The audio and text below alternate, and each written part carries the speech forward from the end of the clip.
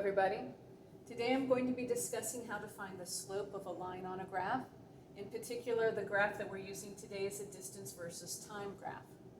When we find the slope of a distance versus time graph, we find the average speed or velocity of the person or the object that was graphed. In math class, when you were finding slope, you may have heard the term rise over run. Rise is the distance that it traveled up. Run is the distance that it traveled across. So let's start out by finding our rise.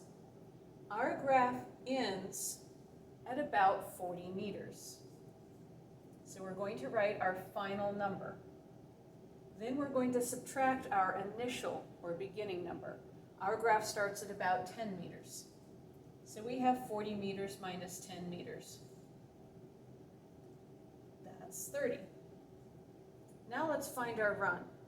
Our graph ends at 9 seconds.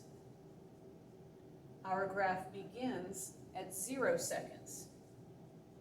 9 seconds minus 0 seconds equals 9 seconds. Now, in order to find our final answer, we have to get a calculator. Feel free to use the ones on your phone, that's perfectly fine.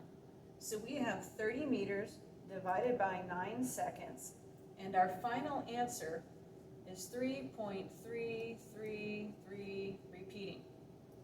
In physics class, we are always going to round our answers to the hundredths place, the second decimal digit past the decimal. So I'm going to write the first number, I'm going to write the second one, and then I'm going to look at my rounding digit. If the number after my rounding digit is 5 or higher, my rounding digit increases.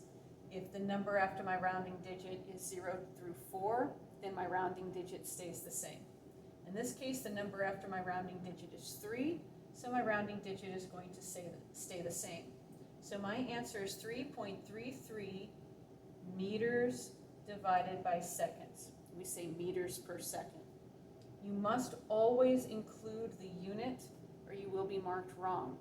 3.33 meters per second is very, very different from 3.33 miles per hour. So you need to make certain that you include your units so that we know what you're talking about. Just to recap, in order to find slope, I'll wait for the bell. Now you guys know what the bells sound like at the school. We do our rise over our run. We find the rise by taking our final number minus our initial number. Run, our final time minus our initial time. We get that answer, we divide, and then we round to the second digit past the decimal. We round to the hundredths place. Thank you.